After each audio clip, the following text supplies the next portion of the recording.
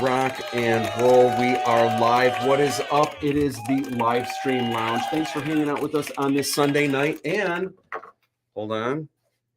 This is the new thing that I do here. Sweet.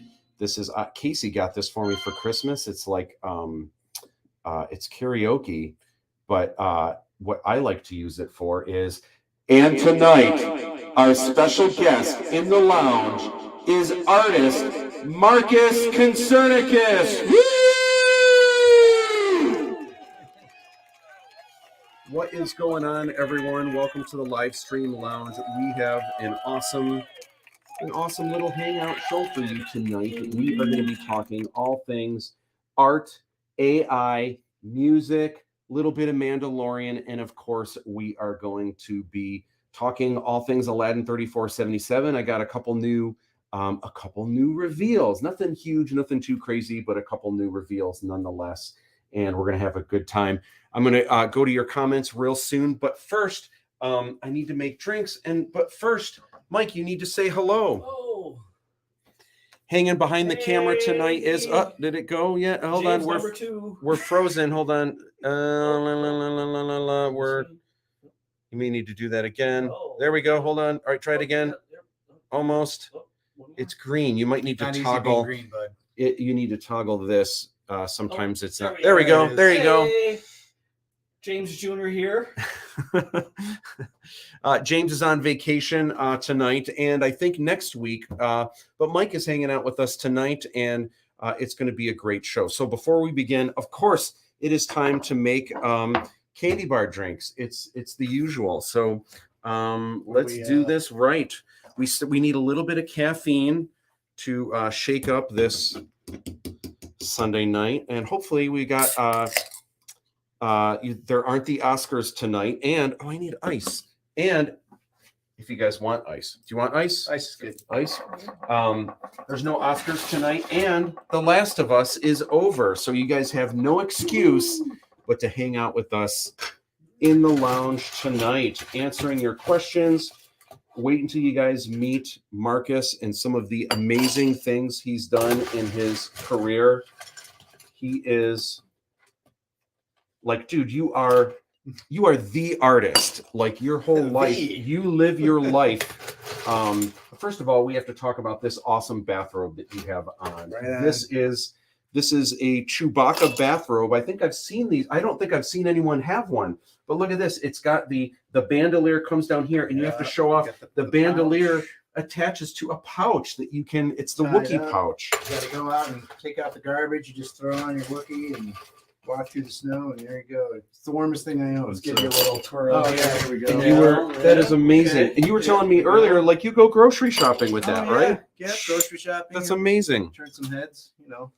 Dude, make these interesting. You know what? And why not? Like I think that's the life of an artist is 0 F's given. And I think the cool thing that Picasso once said that that just really rings true for me is the child is the true artist. The trick is how to remain a child once you grow up. And it's like, dude, that's it right there. The artist is the child that survived. I think it was something like that. Okay, yeah. That's good. I like that too. But dude, like forever and plus, 12. You know, when you go into Matt Bush's house, you got to represent. So I had to wear the Wookiee. You know, give us a good. I can't do. I'm not going to embarrass myself. Yeah. I can do a bike horn. Can't do a Wookiee. A bike horn? Yeah. That's amazing. That's good. I don't know. I'll drop those every once in a while. I do every so often. It's loud too. Yeah. It's a lot of alone time in the car. Playing along with stuff like practicing beatboxing and stuff, you know.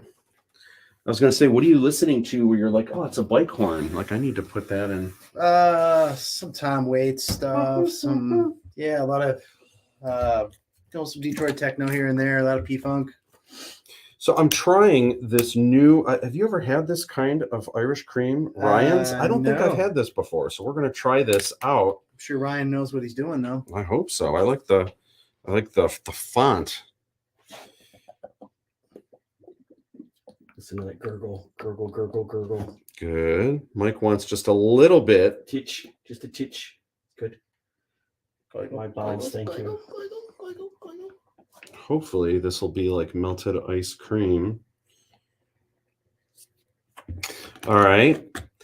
2 more ingredients. All right, what else goes in this? First of which is This fancy cocktail you got going on here. I really like the peanut butter because peanut butter goes with everything. A little peanut butter schnapps. Then you get to choose.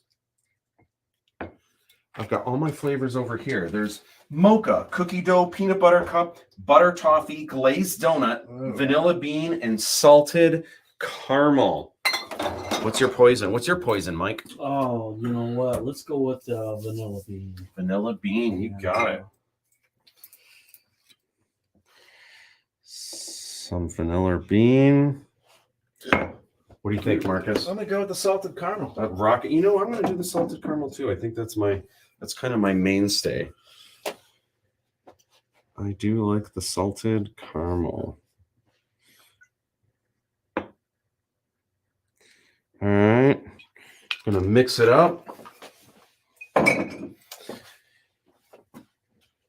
And if you guys are hanging out with us, leave us some comments. We're gonna get to comments really soon.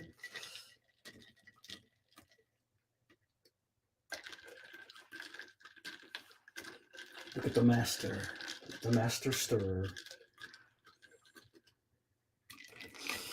All right, a little bit of purple. Twice, 3 times. Like that's it too. Like I like these colored straws because sometimes like it just changes the vibe. You know, if it's a fun color, why would I use a clear straw when it can be purple? It just tastes better. All right. All right. Cheers, guys. Cheers. When we're together, when we're apart, we always talk about cool things like art. Yay. Ooh, wow, that is good.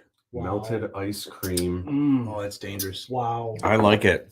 that is good. Let me know if you need more or less of something. We can do it up. But it's time to get started, gang. Welcome to the live stream lounge.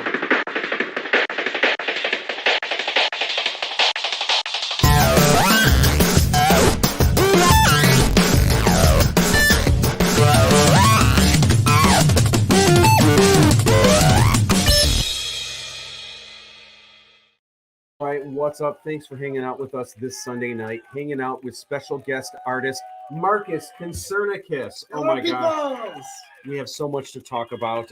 It's going to be a fun night. So first of all, Marcus, oh my gosh, in your own words, you are like the artist extraordinaire because obviously I appreciate that. You're a phenomenal artist, but like I'm trying to think, almost more than anyone I know, you live every aspect of your life like an artist. I'm going to pull this just so you know, just you know, so Chewbacca doesn't catch on fire. Yeah, that would be difficult. But you live every aspect of your life like you are truly an artist. You're a musician. You're a fine artist. You're but you live every aspect of your life. You express yourself in every kind of way, and I think a lot of us, even professional artists, have a way of like we turn it on for when we need to be an artist, but then we're a regular person that's I don't want to say boring, but we live a life doing the things we're supposed to do, and we have a life of routine, and then when we can break away, oh, thank God, I can be an artist now and lose myself in my work. But then we get back to reality and we have to be kind of a stooge again. But you are through and through, from top to bottom, inside out. You aren't just an artist. You are the artist. Cheers, buddy. Dude, cheers to that. Thank you. So so much I want to talk about. First of all, in your words, being an artist, like what are your thoughts on that? Like what I'm going to be asking you at the end of this, like, do you have advice for those that want to live the life of an artist? But like before, like just from the get-go, your thoughts about art, this kind of lifestyle, like what does it mean to you to just like express yourself? Like the fact that we even have this opportunity in this lifetime, I feel like that's like maybe even humanity's greatest gift, what separates us from the rest of the animal kingdom, is we have the opportunity, and it's not for everybody, but the fact that we have the opportunity to be an artist, like, and you head first live that. Yeah. What are your thoughts on that? I just, I don't know. I can't see myself doing anything else. Even though what I'm creating doesn't end up anywhere, just doing it feels better than doing other jobs that just are not even close to being half as interesting. And it just feels good to make things and to feel good about what you're making, to feel good about sharing what you're making. Obviously, hearing a little bit of feedback is rewarding. It helps me keep going. It's fuel for the fire. I had to get used to hearing no a lot. I had to get used to failing a lot and a lot of hard lessons. But here we are today. Yeah. I'm in your basement. If things are good. Rock and roll, man. You know, that's great to hear. It's I think it's something that that rings true for me. I know when I was and I don't mean to equate this like you're just now getting, because you've been, oh my gosh, man, you've been doing this a long time. We're going to get into everything in your career and stuff.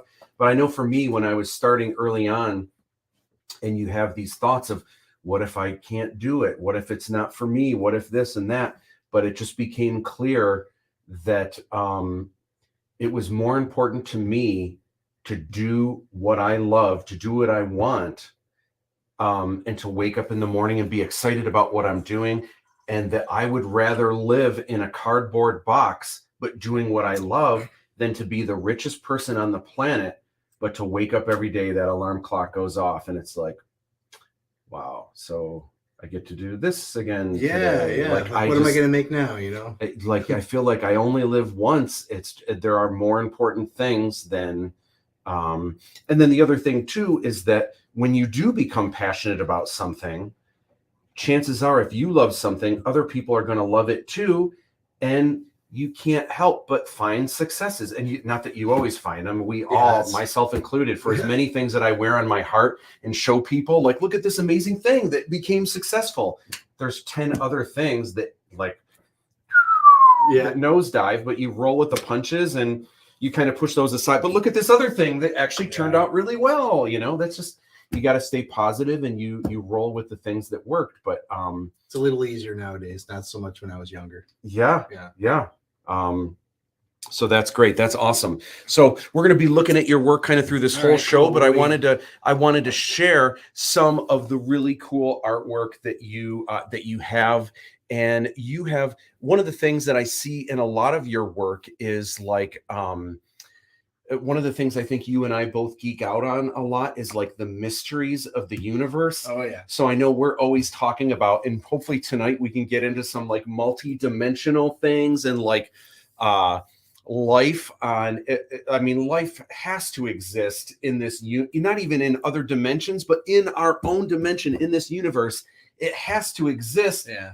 And is it here and we don't know? Like, are we looking in the wrong place? I mean, for as much as the universe goes this way, the universe also goes this way. And there's like, oh my gosh, there's so much that I want to chat about.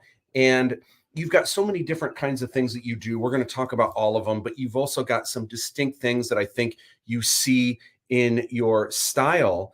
So man, what got you into, like, as a kid, what got you into things like the universe and like just like everything beyond what people kind of see here? That didn't really start until like a little bit after high school, when I was just out in the world, you know, meeting people, hearing stories, what people thought about things. And, you know, I was always into X-Files. And I think it was 2011, I started watching it all over again. And then I just got really into the idea. And anytime you're exploring that, you're going to hit a wall of secrecy. You're like, well, what's behind that wall and why can't I go further? And then who's involved in keeping us out of this room? You know what I mean? So it's that kind of discovery. And then I'm like, well, I've learned that over the past decade, especially, is really difficult to talk about anything that you're into, because a lot of folks either aren't into it, or they're not familiar, or they've already formed their own opinion about it, and anything you have to say about it, well, you're a kook. So Right. I had to find a new way to say what I wanted to say, and art's the perfect vehicle for that. So I just found ways to just kind of, I don't know, utilize like the hidden in plain sight kind of symbolism. Just hide like Easter eggs. Always loved that. Like finding fun things in movies, especially that give you a hint towards what the next movie is going to be about, or a preview that shows you, oh, this, they're going to introduce this character because I saw that poster on a wall in the scene when he was walking by. Or just, if you look for those little things, if those are exciting for you folks, they are for me. You just learn multi different layers to movies and art in general, and then it'll inspire you to maybe implement some of that in your own work. And I love to do that. Like we were talking about earlier, the genre blending, and I would see artists they would take Winnie the Pooh, but they would make him look like all the Hellraiser characters. It's like something extreme like that, you know? Yeah. So I love that kind of stuff. Cause like at Comic-Con, it's like really difficult to kind of get away with fan art, you know, like it's everywhere. Yeah. And that reminds me, it's like, that was the first time that I met you. It was like 2003 or 4, I want to say. Okay. And I bought your Joker poster. Oh yeah, yeah. And yeah, I was all about it. So I went to Comic-Con in 2013, I think it was, and then in 2019.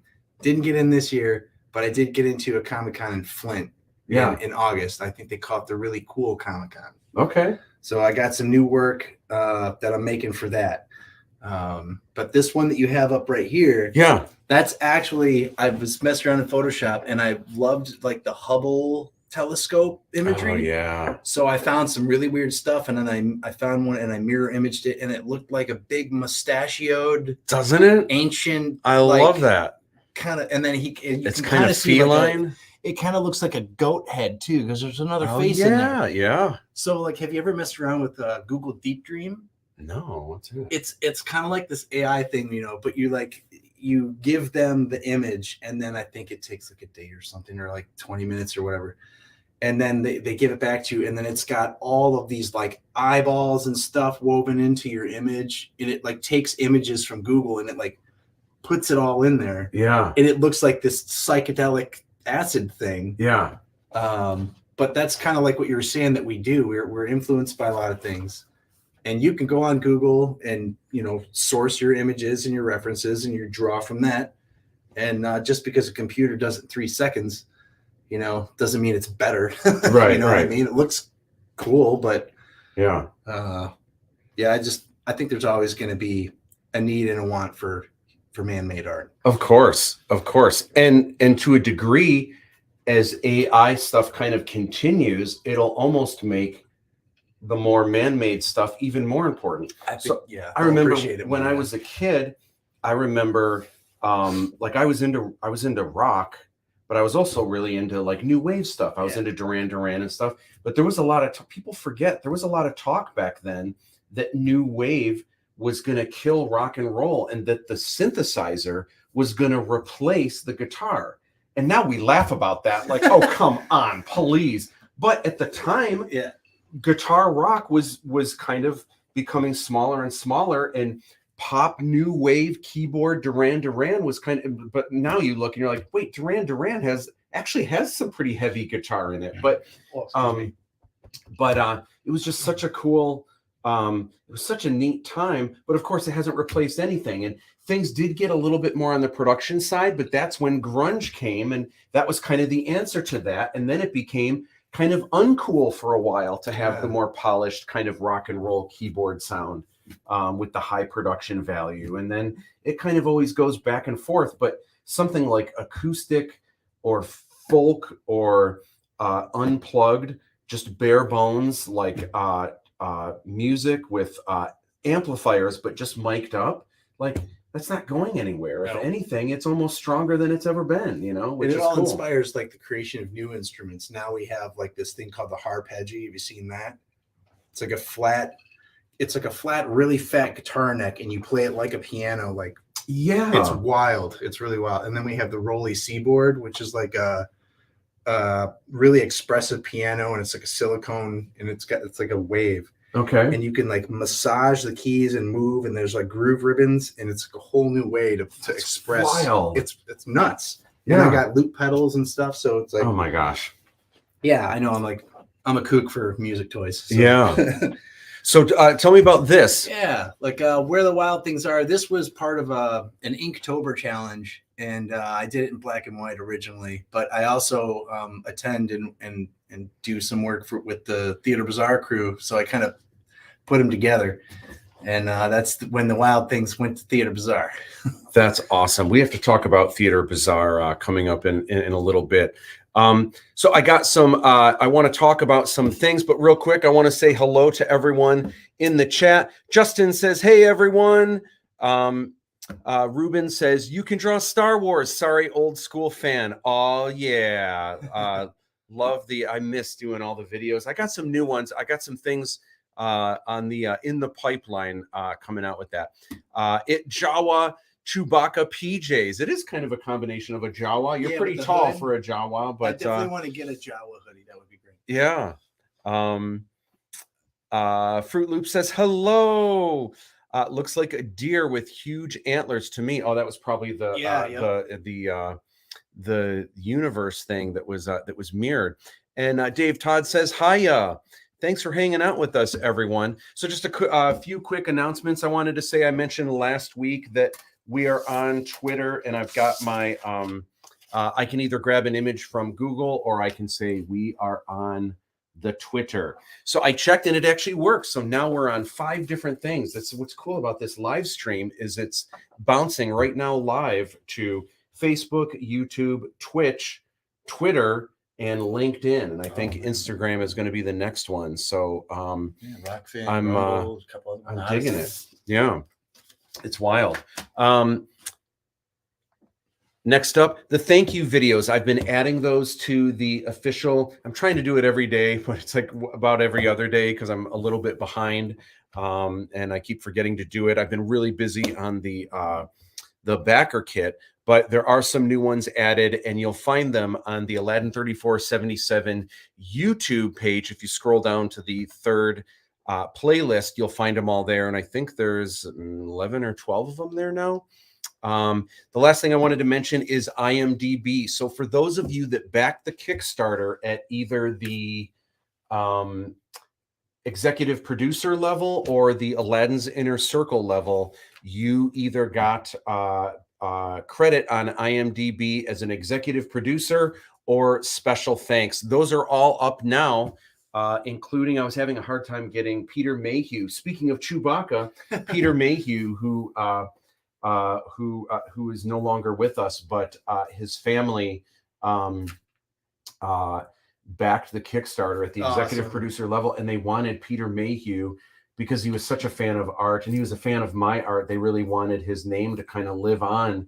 They have a whole foundation that like helps they bring toys to kids' hospitals and all kinds of amazing things that they do. But they set aside a little bit of money every year to help artists because he was such a fan of artwork. So sometimes they'll help an artist that can't afford to get into Artist Alley. They'll pay to do that to help an artist. I met him the same year I met you at Comic-Con. He was there. Yeah. He was the guest there. And but anyway, but this year they decided to help me back the Kickstarter and that's awesome. Executive producer level. Anyway, those are all on IMDb. So check it out. All right, I want to bring it back to you. So one of the big things that people know you for, and I know I was in Disney World a year ago at this time, and I saw your artwork at Epcot, which like blew me away. I'm like, oh my God, Marcus, this is amazing. So cool. So you have to tell us what this is all about. What is this? Well, you're looking at artwork that was created for the zombie killer labels, Bee Nectar, Meadery, and Ferndale. And you probably see it around your local liquor store. They got it in cans now. But this is a different illustration. On the label, the Samurai Cherry is up in the air, Okay. and this one he is. So the label looks a little something like this. Yeah, there it is. So I had to grab a little let's- Norman Reedus. Sorry about the profanity here, but how cool is it? Norman Reedus, obviously the star of The Walking Dead, drinking some zombie killer. That was a really cool situation. A guy that would come to, because I worked at B-Nectar too, like serving drinks, and one of the guys there would like buy a case of this stuff, and he would take it to Comic-Cons, and he would give it to like Pam Grier and all these people and get it, like, take pictures with them. Yeah. And so in 2013, Stanley was there, and then all of the Boondock Saints were there. Okay. The two longest lines were for Norman Reedus and Stan Lee. Yeah. And at the end of the day, I drew a zombie killer Norman Reedus Walking Dead character. Awesome. And I wasn't able to meet him, but he gave it to him, and he got a picture of him holding it. So, That's awesome. and then he sent me that, and I'm like, this is great. So Yeah.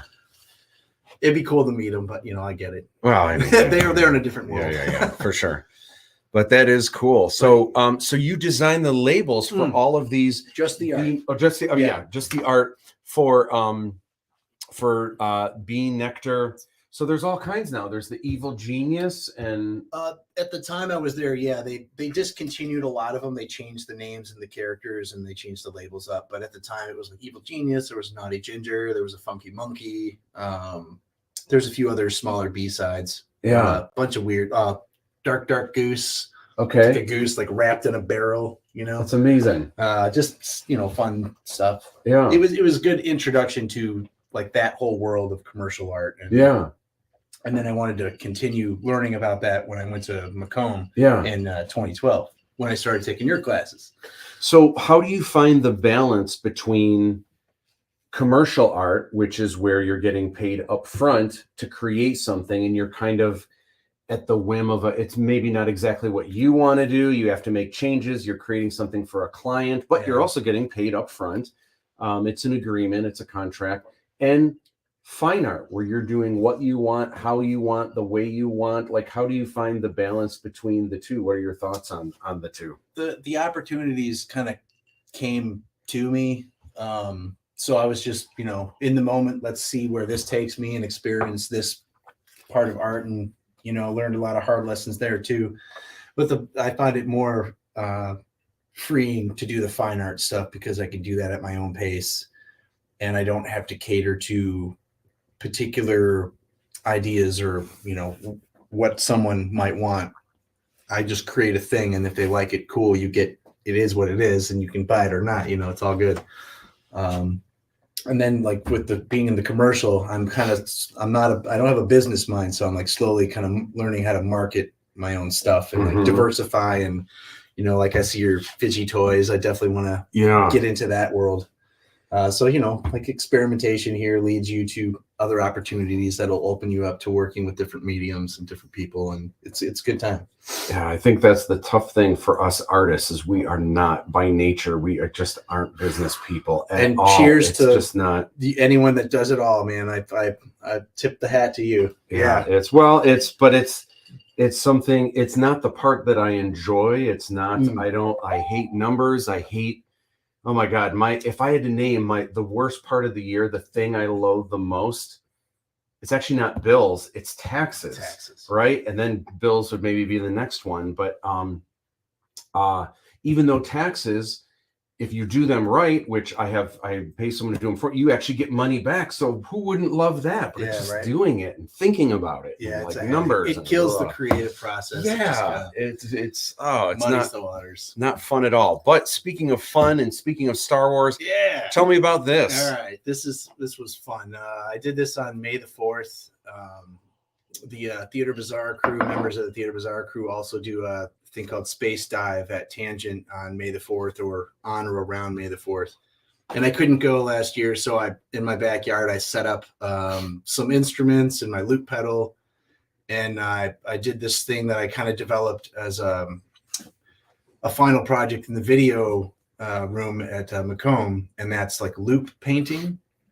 And so I would start to like make noise or make sound to create a soundscape for the painting I'm working on at the same time. Yeah. And so if you go on my Marcus Works page on Facebook, you'll see a little video, May the 4th, and it's like song after song, and there's stages of me building up this particular painting.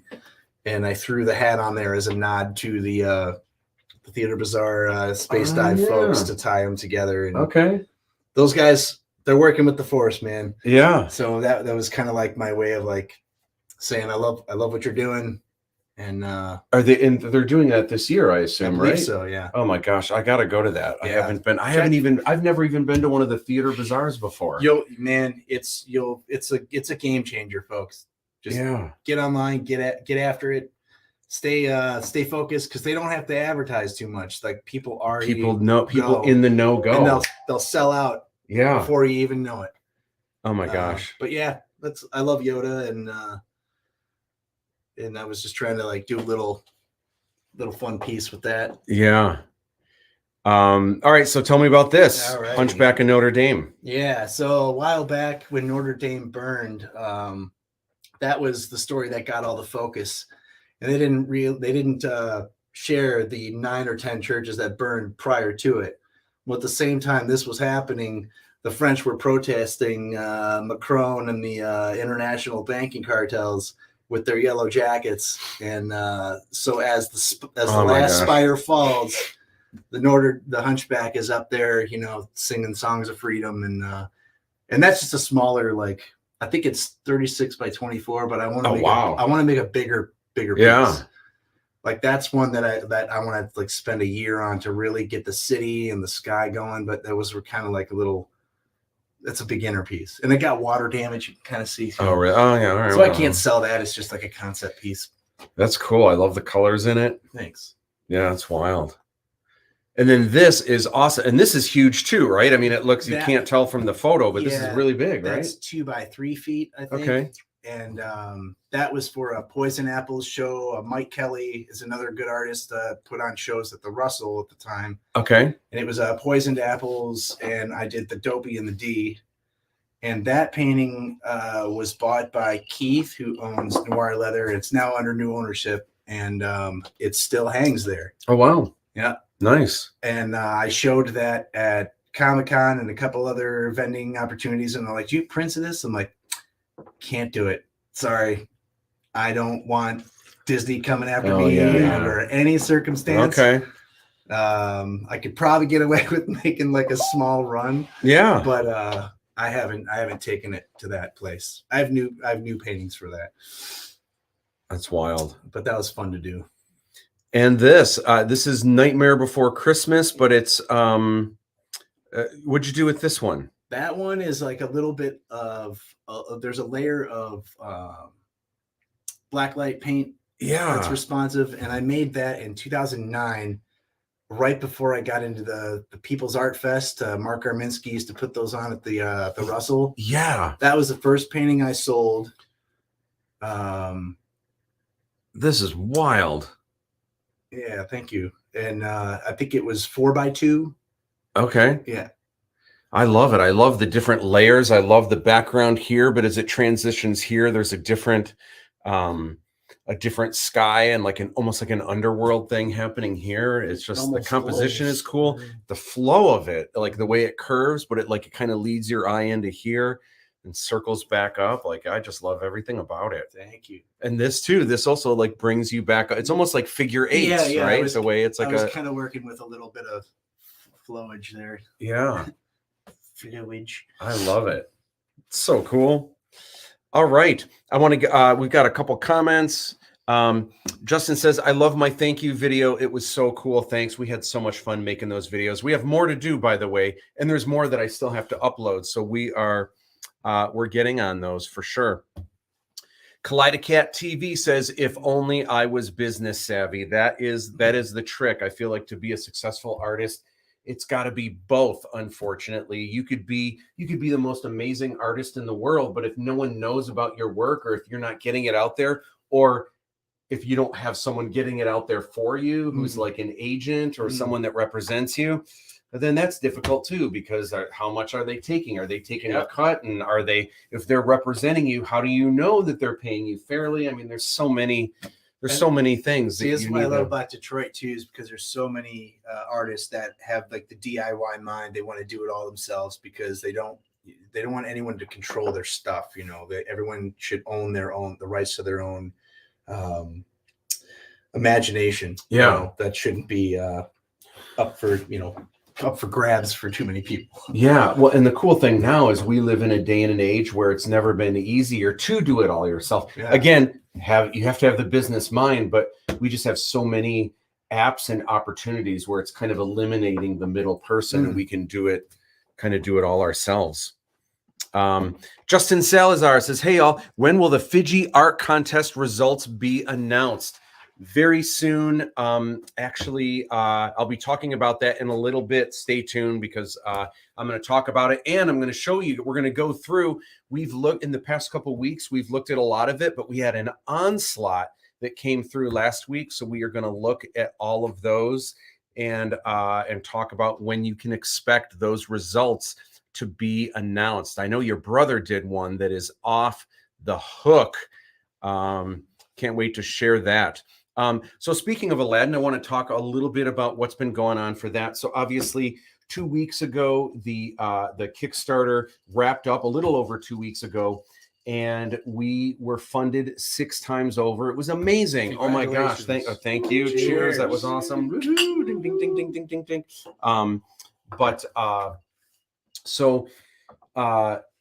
The thing I've been working on is backer kit, and it's been a little tough because there's a bunch of things that I need to do, but I can't do until the funds come in. Well, they say it takes up to 2 weeks. Actually, it was 2 weeks, which was Friday. It still didn't come through. And then I got an email from Kickstarter on Saturday, which would have been 15 days. And it said, okay, we've sent the money to your bank, but it may take another up to 3 working days before. Oh my gosh. So 3 working days. So that's not Saturday. That's not today, but maybe Wednesday, maybe Thursday. Finally, those funds will come through, and I can start to order some of the things and get some of those, get the first out there. Last week, I dropped a new video that is a concept design painting, and I show from beginning to end, I show the cool technique. Do you remember the technique with the black, where you put the black gesso, and it's the sci-fi fantasy technique? That was cool. So I've got a video for that, and I show from beginning to end where you've got the blackboard. I show how you can draw with a pencil, and it's silver, so you can actually see it. And I show the entire process of doing a concept design painting. So that's on YouTube. Be on the lookout for that. So the way, again, for those of you that back the Kickstarter, the reward fulfillment, spring, summer, fall, and winter is the 4 swag boxes.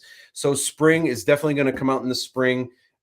April is my hopeful deadline. Fingers crossed. Actually, I'm a little bit behind where I want to be because of the backer kit. And backer kit is what I'm going to be doing for the survey. Some of you might be saying, where's my survey? When am I going to get, when am I going to get that?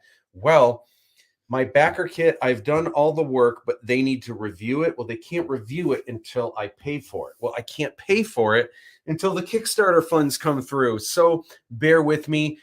I'm guessing by the end of this week, the backer kit will be live. So that's when you'll be able to answer your surveys. You'll be able to choose what size shirts that you want. You'll be able to choose which Fiji enamel pin, and you'll be able to go in and get more add-ons. And for those of you that haven't supported the Kickstarter, you also will be able to get into the backer kit pre-sale store, where you'll be able to get not all of the stuff that people got that supported the Kickstarter. I got to reward my peeps that were there for me that supported the Kickstarter. They get all the goods, and they can, get all the different swag boxes. There's only a couple that are going to be offered to everyone else after this. But if you weren't able to get in during the Kickstarter, there will be some items that you'll be able to go in there and get. Bear with me, hopefully by the end of the week, but it was a lot more work getting that together than I thought it would be. So this has already put me a little bit behind. A reveal tonight. So I had shown you guys like maybe a month ago the 2 covers that I had for the official collector's edition. So I was asking you guys which one you liked better. You guys liked the one that was a little bit more like this, that didn't have the extra border and banner across it. A couple designers stepped in to kind of give me some ideas and help me out. So this is a final look at the cover, and can't wait. This is going to be coming in the first swag box in like, oh my gosh, a little over a month from now. For those of you that backed at any level, you are going to have this 96-page full color book in your hands that is an inside look for the film. It's going to have behind the scenes secrets. It's your ultimate guide, and it's got over 200 photos from the movie and behind the scenes. Can't wait for you guys to pour through this.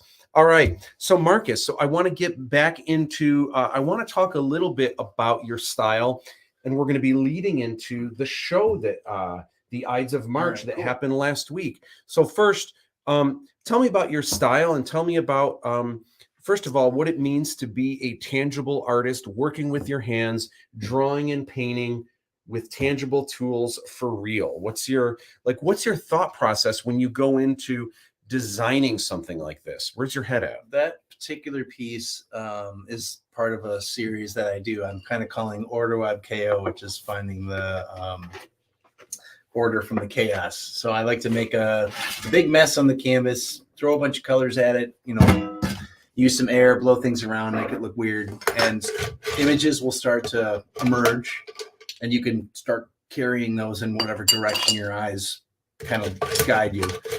And every once in a while, I'll kind of put some intention in the motion just to kind of move it along a little quicker. But sometimes they end up looking like that. And Let me see your glass. oh, here you go. Others look a lot weirder. Like most of my booth that you saw at the show were this style of pieces. Mm-hmm. Like here's another one right here. Yep. That one had a little bit more themed intention. That was 2017. I got that into the Damned show, the Damned exhibition that they used to have at Tangent. I believe they still have their social media pages up. Check out the Damned exhibition. It was a beautiful show. And they invited me back many times. So I love those guys.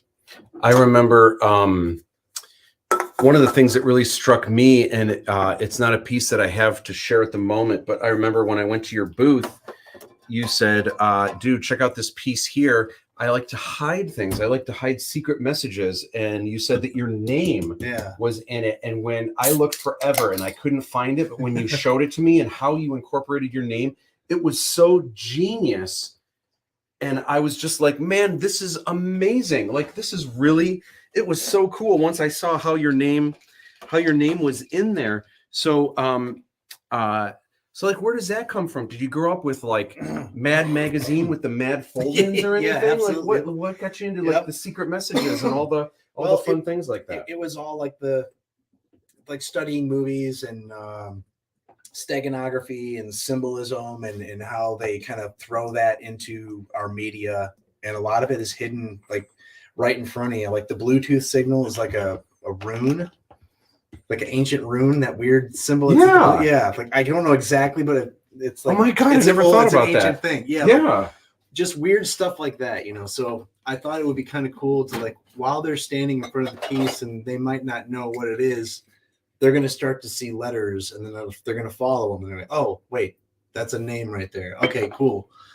You know, like I mean, it depends on like what people look for and different stuff. I like looking for hidden things myself, so I kind of like to increment that in my work.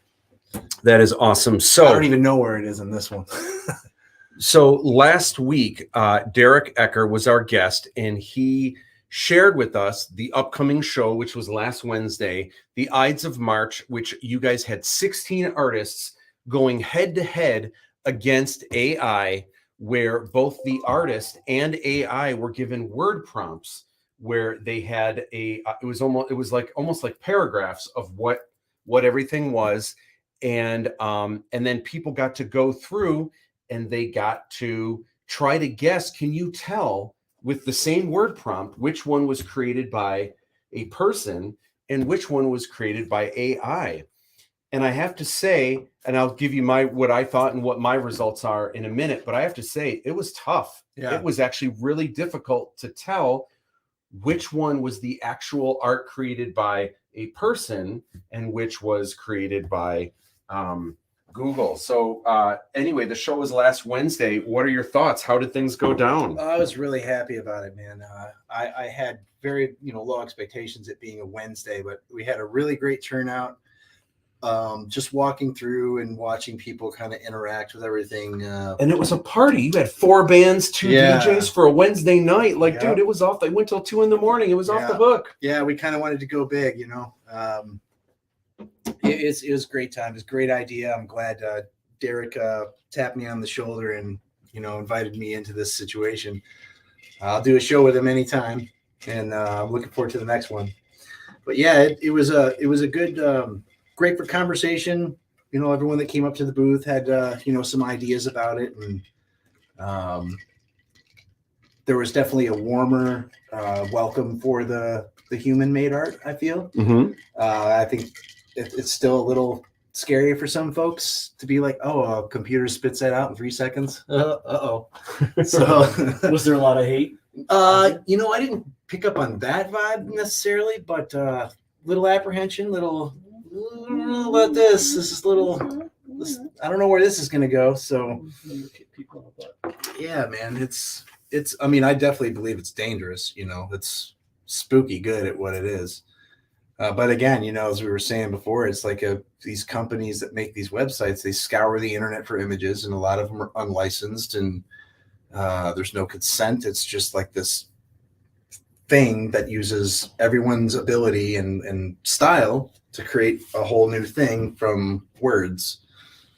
That'll put us out of business. If you get you get these people thinking like, oh, well, I don't want to wait for all this. I want it now. And like, that's what they're going to do. And that's going to be a bummer. I'm curious for everyone watching at home, what are your thoughts on AI? Don't hold back. I want to hear what you guys think about it. So I have to say, I went through and I had 2 questions that I asked. And my first question was, can I tell what was AI and what was not? So it was not easy. Yeah. It was never, there wasn't a single one where I'm like, oh, it's definitely this and definitely this. All of them, I really had to think about it. As someone that, I mean, I don't want to say how old I am, but I've been in this business a while. I did pretty well. I was only wrong about one. Yeah. There was only one that I was wrong about. But my guess is I wasn't super confident. I was not like, it's definitely, there was a couple, I'm pretty sure it's this one. There was some that I was like, man, I don't know if I have to choose. I'm going to guess this one is AI and this one is a person, but I could very easily be wrong. There was a bunch of them where I felt that way. The one that I got wrong, actually, I was pretty confident that I was right about that one. It was the one with the sailboats and it might have been NC Wyeth was the style or whatever. I was completely wrong about that. Right. I totally thought the one that was by a person was AI, and I thought the one that was AI was by a person. So I totally got that wrong. But so it was very, very interesting. And then the other was a question, which is which one did you like better? And it was gut wrenching because there were times where I definitely liked the one better that the person did, but there were also times where I was like, oh my gosh, I feel like such a bad person. Like this is probably the one that was created by AI, but I think I like this. Like if I had to hang one up in my living room, I think I like this one better, and that's a tough pill to swallow, especially as an artist. Yeah. That was a tough pill to swallow. It was weird messing around with Midjourney on my own prompt, like watching what it comes up with, but it doesn't understand what certain things are.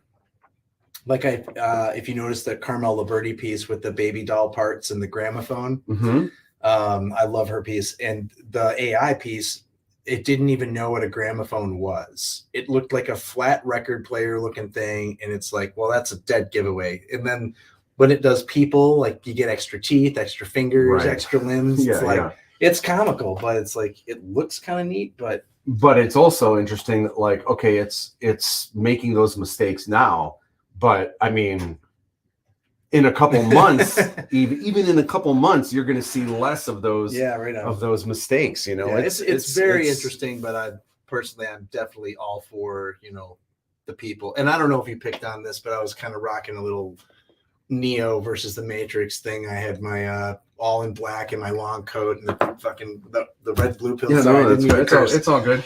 It's all. I don't think any kids are. All right. It's past their bedtime. Sorry, I got a pirate mouth.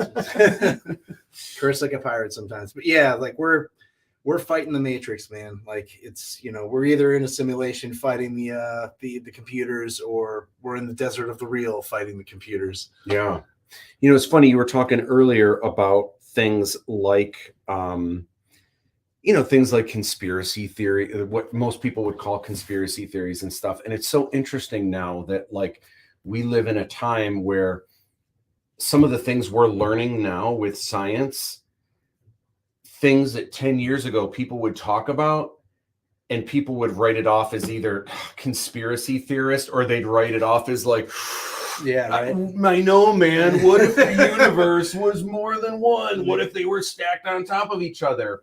But now here we are 10 years later, and it's like, according to numbers, according to science, it's not just possible, it's probable. And so there's things now that are like, oh my God, we used to trip out, dude, what if we live inside a giant black hole? And now we're realizing, wait, if you use the math of the Big Bang and the mathematics are exactly the same as things getting pulled into a black hole, that can only mean, I mean, it's not total proof, but it more than likely means we are on the other side of a giant black hole. That's bizarre. Somewhere. Like what?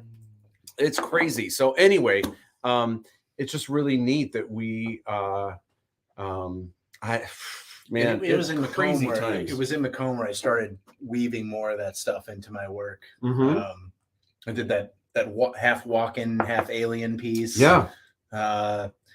One of my projects in Brian Sorial's class was I think it was like 3 different panels, and I did like ufologists and historians and a little bit of stuff around them, and kind of pointed the finger towards them if you wanted to, get into that particular subject. But I sent a few things out to them, and I only heard back from a couple of them, which was kind of cool. Yeah. So we've got some comments here.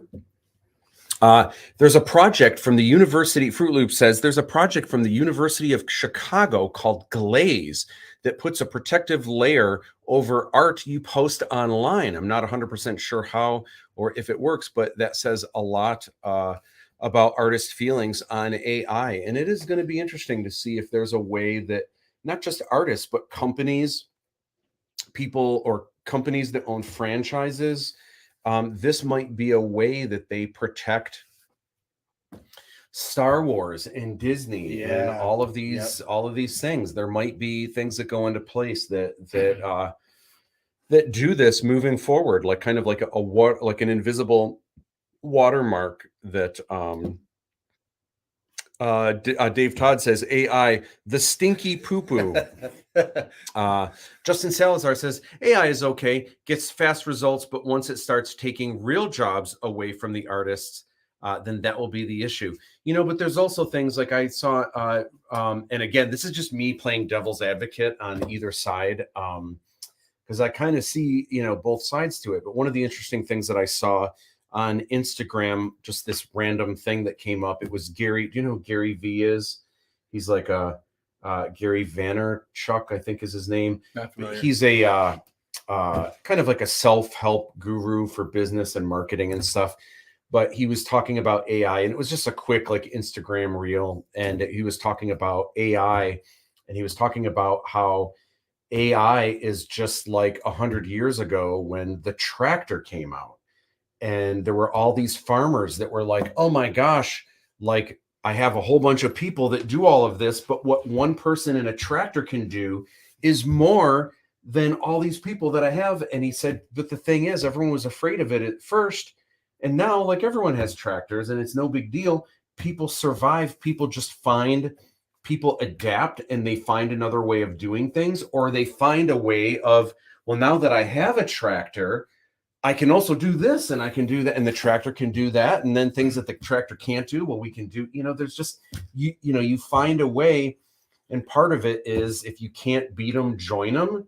Like, so maybe that's the question. Maybe some artists should be asking about AI.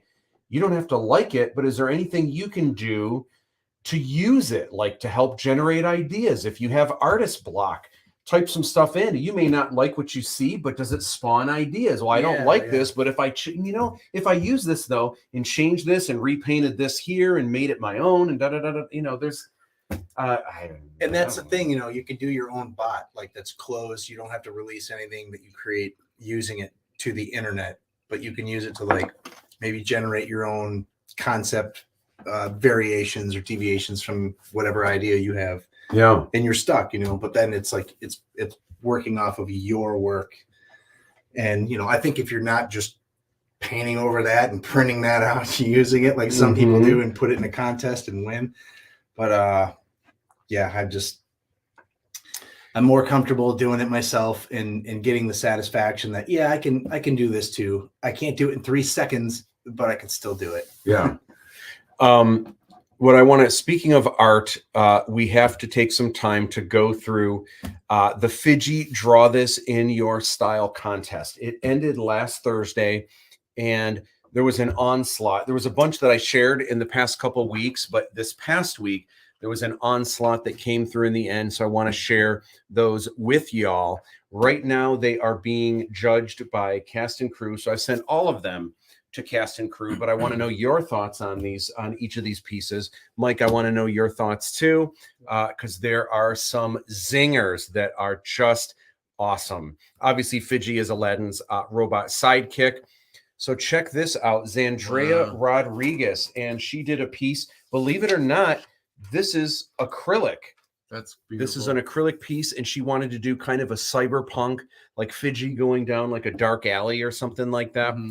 I'm almost wondering, did she do some like blur, like with Photoshop or something up here? Because some of this is like, it looks like a wash. Yeah, it looks so good, but I'm wondering, or maybe she took a photo and maybe part of it was in focus and part of it just got blurry or something, but it looks awesome. I just love the colors in this. It's the composition too, the placement of everything. Yeah, it's like cyberpunk Fidgy. I love it. Very cool. Next up, David Van Dyke. This is great because he didn't just do Fidgy, he did the 5 known Fidgies. So this is Ninja Fidgy, Inverse Fidgy, Standard Fidgy, Red Star Fidgy, and Kong Chiam Fidgy, the Fidgy designer toys. And did this by hand, airbrushed it, and it looks super cool. Man, that's just, he didn't draw a Fidgy, he did 5 of them. 5 of them in a row. Very cool. This is really neat. This is Arthur HCM, and I had to do some double takes. So this is digital, but he used like traditional techniques. I don't know if he did this in Procreate or not, and I can't zoom in on this, but when you look closely, he drew each of the little holes in the mesh of the eyes, and then when you look, like he used a color pencil, like not an actual color pencil, but like I'm assuming Procreate color pencil to do all of the little ridges and the highlights. When you zoom in close, it actually looks like a real painting. That's great. But painstakingly added all the little bits, and just a really cool job on this. The question on that is, I was wondering myself if he just took a Fidgy image and just inserted it and then overlaid it or something. I mean, I don't think he just drew on top of the photo to where you see the photo underneath it, but I'm sure, and a lot of artists do this, both traditional and digital, I'm sure he had the photo and maybe traced the blueprint of it. And then maybe he had a situation where they were side by side, or maybe he could turn off his artwork to see what it is and then turn it back on to like draw over it. Because either way, zooming in close, I can tell it's not the photo underneath. It's actual artwork covered over everything, but just crazy the amount of detail that he went through. This is so rad. This is Angelo Rabbit.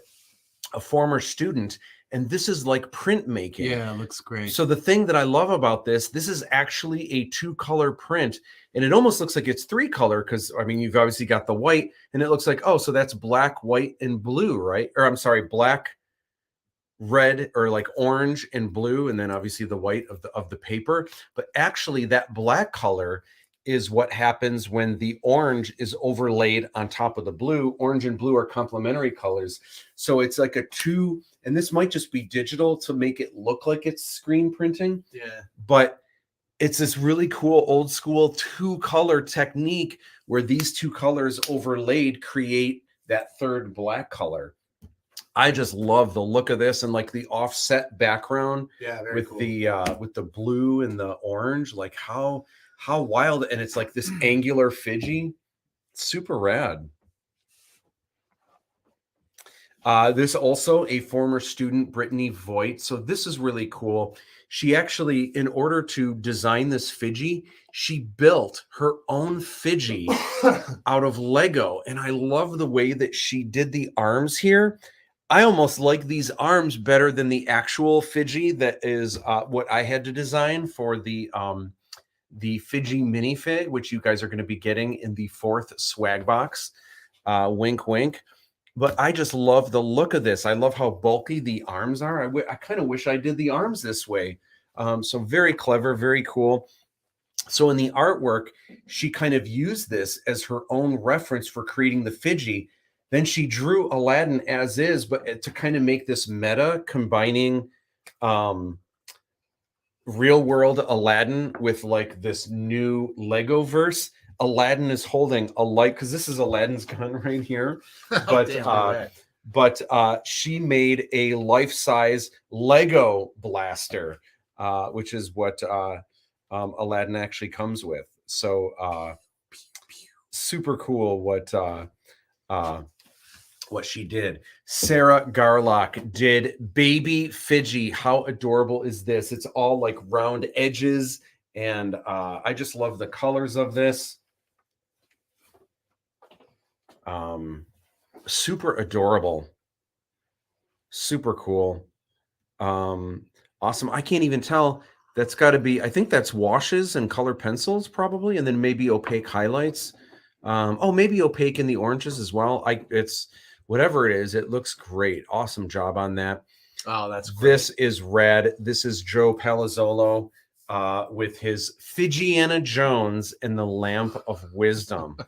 How epic is that? It's a solid Fiji, but he even put the jacket on top of the shape of Fiji. And then Fiji obviously is about to grab the Lamp of Wisdom. And then if you look in the stones, like wrapping around the stones, you can actually see some of the futuristic kanji from the film kind of wrapping around the stone. Just super creative. I love that. We were talking earlier, like how mashups are just so fun, you know, just so cool. Well done. Yeah, really, really cool. This John Rick put this together out of it's like a deviled egg, and this is all food. Making Fiji. I guess the question is, I don't know if John is watching, but did you eat this? That stole my question. to get rid of this? And that would have been great. You should have filmed that. Like, Fiji's delicious. To have bread just eating a delicious Fiji. This is Disco Fiji, and this is by Barry Punny Comics, and they have some great comics online. You'll have to look that up. Barry, as in Berry, Punny Comics. Fiji Fever. That's right. That's what I was thinking. Saturday Night Fiji or something like that. Check this out. Joe Salazar. This is like Fiji mech, and you can kind of see Fiji's face in like the chest plate, but like Fiji's popping out the top. So like this would be such a sweet mech if Fiji could like drop in and control just like this giant mech thing. Like, oh my gosh, there's no way we would have been able to puppeteer something like this. I would have loved, and like if I had an army like Disney just doing all the visual effects and like anything I can think of, I would love to have a giant mech like this. Maybe But that's the next Fiji character. maybe, Yeah. oh my gosh, Oh, that would be amazing. Well, To make have Fiji. like a 12-inch like a mecha Fiji statue. Just so cool. Such a great job on that. And then this here is by G. Selvi, I believe, in Italy. So I dig this, and actually G submitted two. So there's this black and white version. I feel like this almost looks like Alien or like an H.R. Geiger version of Fiji. And then they submitted this red one too, which is like, this also is almost like, it looks like evil Fiji a little bit. Something I would see in Blade Runner almost. Yeah, Born Out of Flames or something like that. And then finally we have Jockey Sandu, and this, to me, this looks like Thing, you know, from Fantastic Four, but it says on here Fiji the Mandalorian. So maybe it's a combo of the Mandalorian and Fiji with the helmet. But and I see R2D2 down here. Fiji sidekick. So that's yeah, Fiji and then our two distant right. relatives. I like it. Came from the same scrap heap. Yeah, very cool. So so here's what I wanted to share with y'all. I wanted to go through this again real quick. I wanted to know what you guys, and this is only the second half. There's to be fair to the first half, we looked at those a couple weeks ago. But so I wanted to share with you. Some of you were asking about how the voting is coming along. So this here, and you guys won't know which is which, but this here is my this is how I'm taking all the votes. So Cast and Crew have been sending in their top three, their choice A for first place, their choice B for second place, their choice 3 for third place. So everyone in Cast and Crew is emailing me. So what I do, I have there were 28 submissions. And so I've got all 28 here. And then when people choose whatever they choose for top place, I give 3 check marks.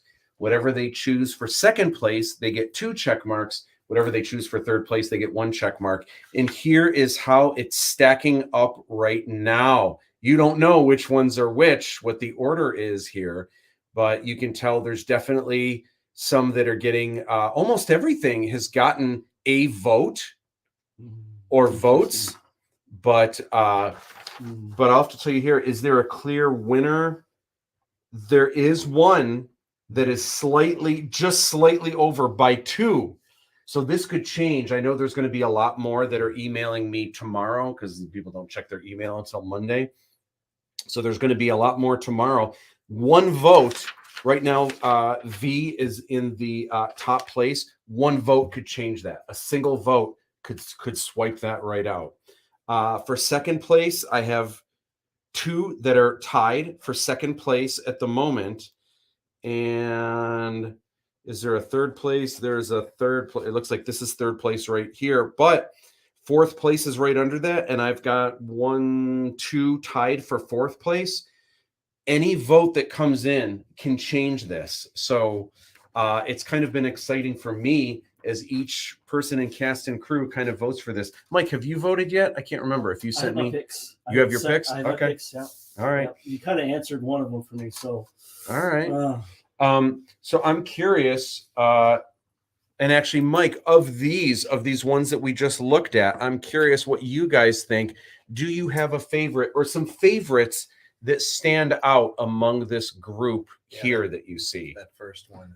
The first one's pretty great. Yeah, it's beautiful. Yeah, I love the color combinations, the way everything balanced. It's beautiful done. Beautifully done. Let me know in the comments what you guys think. If you guys have some favorites that you of this group right here, or maybe some of the other ones that you saw. I want to hear what your thoughts are on these awesome Fijis. I actually kind of like that one, like you said earlier, for the background. It's not my top vote.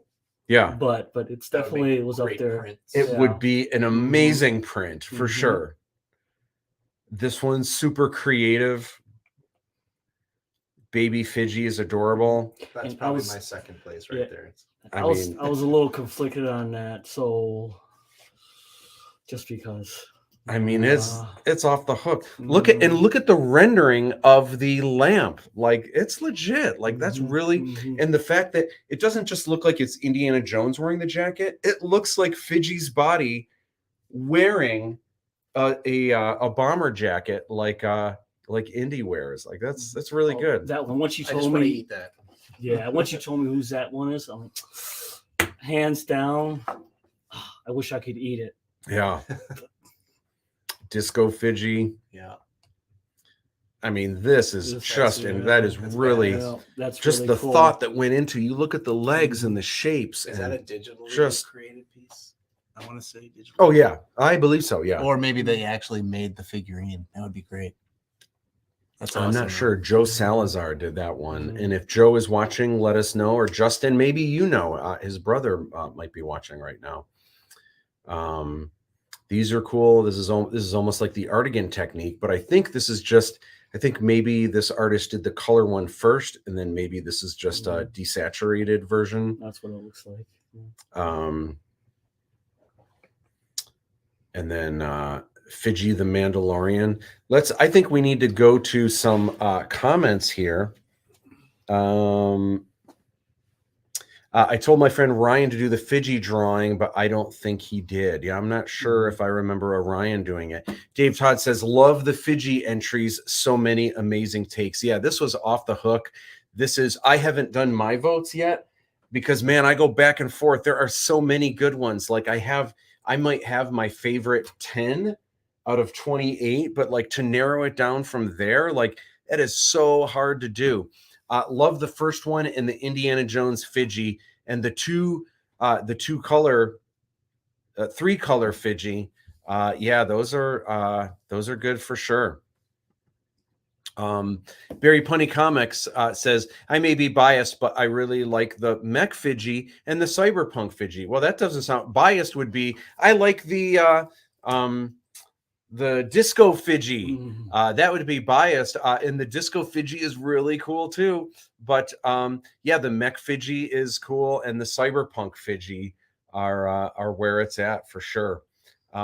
Dave Todd says the cyberpunk is good. Arthur, which is trying to remember which one is Arthur now. Thought was the digital, but it was that one. Oh yeah, yep. Yeah. Yeah, that's really the quality of that. The quality of the rendering is off the hook. Fijiana Jones and the Lamp of Wisdom, Baby Fidji is really cool, and then Mecha is tops as well. And then we've got one more comment from my mom. The egg is so fun, and who would have thought of Indiana Jones Fidji? I know, it's so adorable. And yeah, the devil egged. I can't wait to see more. I'm waiting for someone to do Fidji fudge. I think Fidji fudge is a thing that needs to happen, and I can't wait to see it out of Tootsie Rolls. Yeah, that and Pradeep dish pizza. Is going to be cool. The cyberpunk one is really cool. Fruit Loop did one that's amazing that we looked at last week. And by the way, so cast and crew that are voting, they've gotten to see all of them. This is just the ones that came through in the last week. So I can't wait to tally up the results and share them with everyone. I'm nervous because I have to vote on this too. And at least where it stands right now, a single vote can change everything. There are a bunch that are in the top, and they can move.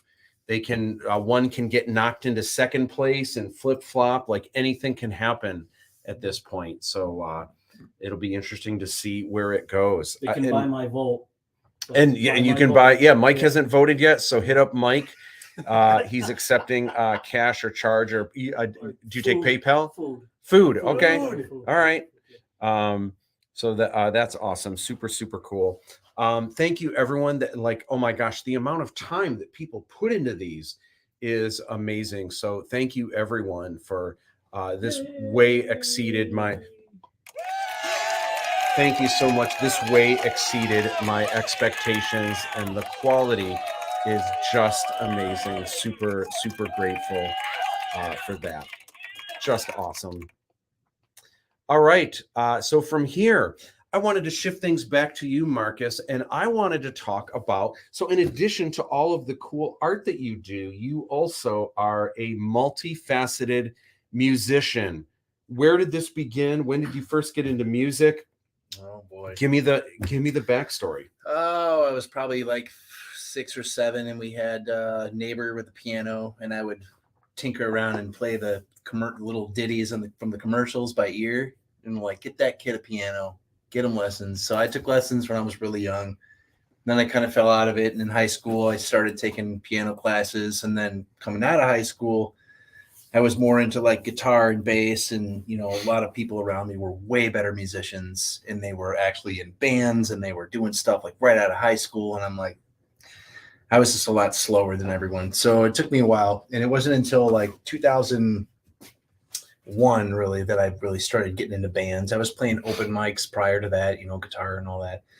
And then I just started really getting into writing my own stuff and meeting like-minded people. And I was jamming with the same guys since 2001.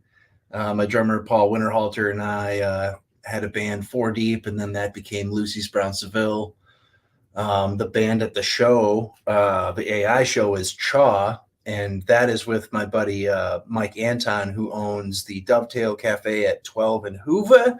Nice. And I worked there for a while, and he let me take a lot of the Chaw lyrics that he wrote and turn them into murals. Okay. So all the murals you see at Dovetail, I did those. And there's Brains in the Sky. There's the Forest of Cake. There's a big UFO scene. There's a big coffee mug logo on the stage. There's another one by the front door. And I just kind of, you know, do whatever comes to mind. We write about a lot of silly stuff, so there's plenty of opportunity to make silly art. Yeah. And then in between, like the band's kind of being busy and not busy, I develop my own stuff at home. I write my own stuff, and I love collecting instruments. So like I've got, you know, banjos, mandolins, guitars. You've got, that's what this is right here, right? Harmonica. Yeah, that's a mandolin right there. And that was when we played a friend of mine's wedding at Cliff Bell's in 2012. Okay. Yeah, that was good. That was a fun show. That was a really good time. Yeah. So tell me, what's as an artist, what do you what are your thoughts about? So I feel like once, whether it's a young age or whenever you decide to become an artist of any kind, I find that there are so many similarities, not just between instruments. Like obviously, if you've never played a music instrument before, no matter what you choose, it's going to be tough. Yeah. But once you learn one, Yeah. even if it's crazy, like piano is very different than guitar. But if you know piano and you understand the language of music, it's going to be very easy to pick up a guitar, because even though it's different, notes are the same and rhythm is the same. And there's all these, you know, that. So like, what are your thoughts about that? And the fact that I feel like any art, whether it's dance, whether it's painting, drawing, digital work, piano, acting, it's all expressing yourself. Yeah. And so I feel like even once you do painting and then you pick up an instrument, if you've never, like someone that already expresses themselves, they already have that creativity and stuff. What are your thoughts on that? Like, how do you separate music and art, but also how do you kind of view them as the same thing? Like, what are your thoughts on that? Yeah, I mean, they definitely, for me, when I'm making one or the other, they definitely come from a similar place. That might be the same for a lot of people, but expressing art, it comes from a lot of times very painful places, and that's really our way to cope and to deal with life, you know, as painful as it is. And I just get a different vibe when I, you know, go into a painting. I'm kind of maybe looking for an end result. With songs, it's a little different because I feel like I'm opening myself up for things to kind of work through me, for me to like turn off all the white noise that's already going on in my head and just let myself just kind of appreciate the quiet. And then I think things emerge from that. And then other times I'm just, you know, making noise for the sake of making noise. And just like with Bob Ross, he's like a bridge. Like the happy accidents exist on both sides of the fence with art and music, because, you know, that thing in Led Zeppelin, for instance, Whole Lot of Love, you hear that echo before he actually sings it. And that was a mistake that they made in the recording with the tape. Really? They're like, no, leave it. That's awesome. You know? I didn't know that. Yeah. That's awesome. Like that weird kind of thing, you know, when you're messing with different mediums, and you get it more with analog, you can experiment more, I feel. Sure. So with that Yoda painting, that was kind of like a manifestation of when I try to bring things together rather than separate them. And that's kind of the next stage of what I'm working on, is like, how do you, because you see those speed painters and they got canned music and they're jumping around, they're doing all this stuff, and then they flip it upside down and it's Jimi Hendrix. Yeah. All right, well, I want to see someone make the music that they're painting to, and I couldn't find it anywhere. So I decided to try and do it. And it's just cool. with a little loop pedal, with me just singing through a mic. It's just a very simple thing. And depending on where you're at with your musicality and where you're at with your musicianship, and bringing those worlds together is what I'm trying to do. And it's just experimentation. You know, someone might see that and take that in a whole new direction. And I encourage that for sure, because I can't be the only guy doing it. Yeah. That would be boring. So, like I just put stuff out there. Once I get something really nice, I'll maybe figure out how to use TikTok the right way and put it out there. But right now it's all experimentation, and I love that. Yeah, it's a lot of happy accidents and just kind of running with that, you know, riding that wave into the next moment of creating the thing. You know, my favorite guitarist growing up throughout my entire life was obviously Eddie Van Halen. Yeah. But the same thing, where Eddie Van Halen never had a guitar lesson, so he never learned music theory or how you're supposed to do things. He learned everything essentially by ear, but just like he plays guitar so unconventionally. And if you look at a lot of chords that people do, he does some of the same chords where he's doing the exact same notes, but he has a weird way of, like, normally you would take this finger and cover everything to hit the bottom string here. He never learned that's how you were supposed to do a bar chord. Sure. So he does them where his thumb goes over this way, because no one ever told him that's how you're supposed to do it. So he has like all these weird ways of doing things, not because of how you're supposed to, but just how it sounds. And he taught himself not what, like, this is how music's supposed to be, but just like, man, this sounds cool to me. And he like has all these weird things where he's, you know, plucking strings in places that's not where you're supposed to, but it sounds cool. I guess that does sound cool. I think Hendrix and Dick Dale did a little bit of that with, for sure, with the thumb, the wrapper. Right. He did, actually. Yeah, very much so. So speaking of like creative and just like, man, like out of this world, tell me about this. Oh, the melodica. That's so cool. It's like a piano and a harmonica in one thing. That's a melodica? Yeah, a melodica? Melodica. You can get that on Amazon for like $35. They're super cheap. I never knew that's what it looked. I for some reason I'm thinking of what's the thing that the Zelda thing? What's that called? What, the flute? Oh no, recorder? Like a recorder flute. Oh no, you said it. The ocarina, ocarina. Ocarina. Okay, never mind. I didn't know. For some reason, you might know. Better. Ocarina. Okay, yeah. So someone like, just said it's like half of an accordion. You know. Yes, they got it right there. Yeah, but those are fun, and I'll bring that to like Comic-Con with me. Yeah. Like, I walk around Comic-Con and I see people just sitting there. Yeah. And like when I met James O'Barr, who did The Crow, he's just sitting there in his own world drawing, and he doesn't really talk to people. But I want to bring people into my little world.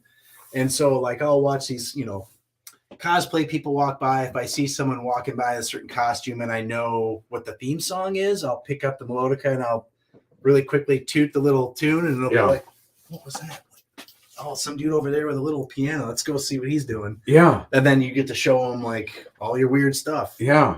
So it's kind of like a Pied Piper thing. I'm like, hey, come on over here. You know what? I love that. And I'm going to, because we're bringing that up, I also have some good juice to share for those of you that are aspiring artists or looking for good ideas, setting up at Comic-Con. I got some good juice I'm going to share with you right now. And because this is almost like a Matt's class, I'm going to preface it with this, because I'm about to give you actually, and you just gave some really good advice. I'm going to give some more Matt's class style.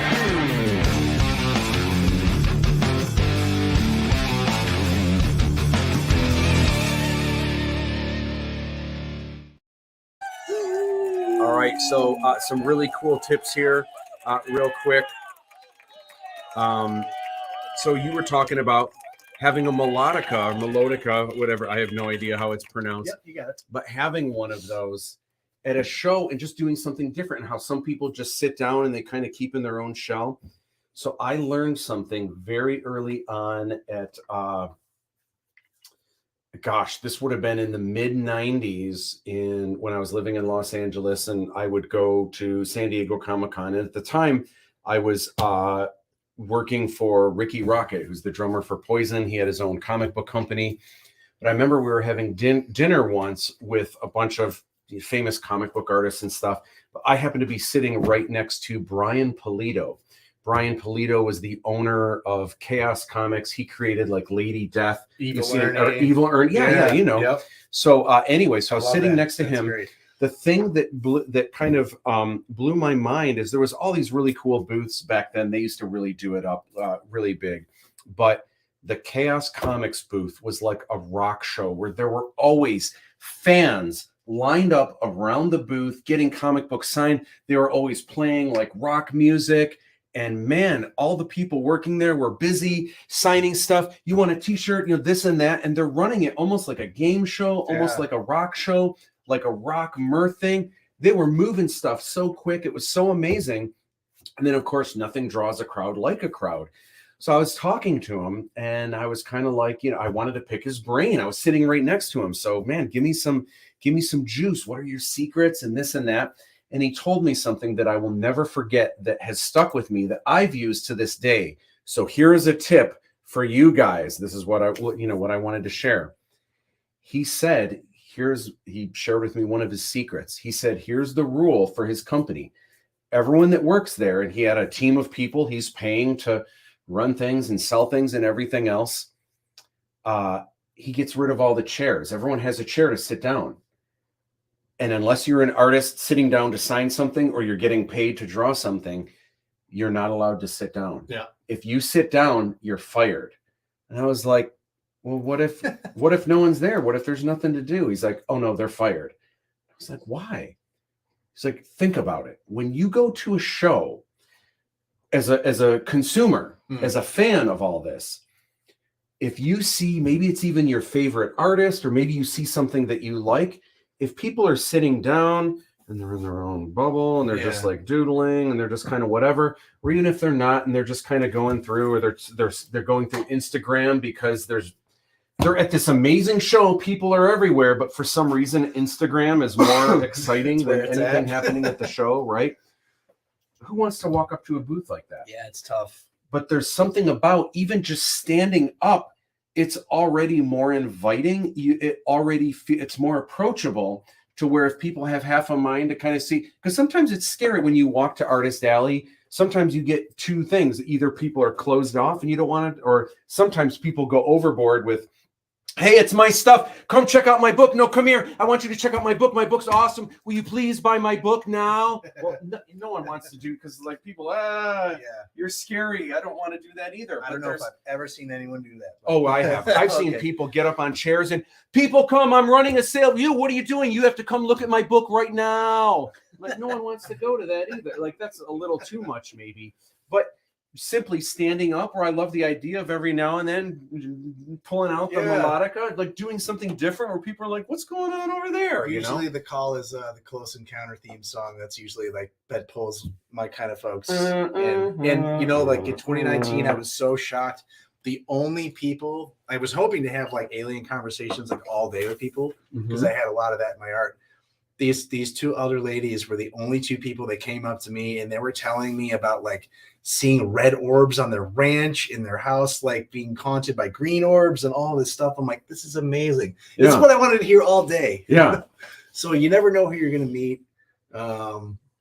If you're standing up, you look welcoming, and you're actually like doing something while you're there is another thing. Like, you could have an easel set up and working on something, and maybe only to touch it every 5 minutes, but it's something that's a work in progress. They can see how you do the thing, and that maybe they'll want to buy a print or something more than a sticker or a button, Yeah, I love that. And I just I think that's a big thing. You really have to put yourself in the mindset of the consumer that's walking around, because you're closing yourself. I mean, if someone hires you to do a quick a commission or something, you got to sit down. But if there's a way that you can do it, try to keep yourself engaged, where if someone does come to the booth and you're doing your drawing, like, man, stop for a second and, hey, how are you doing? Do you have any questions? Let me know.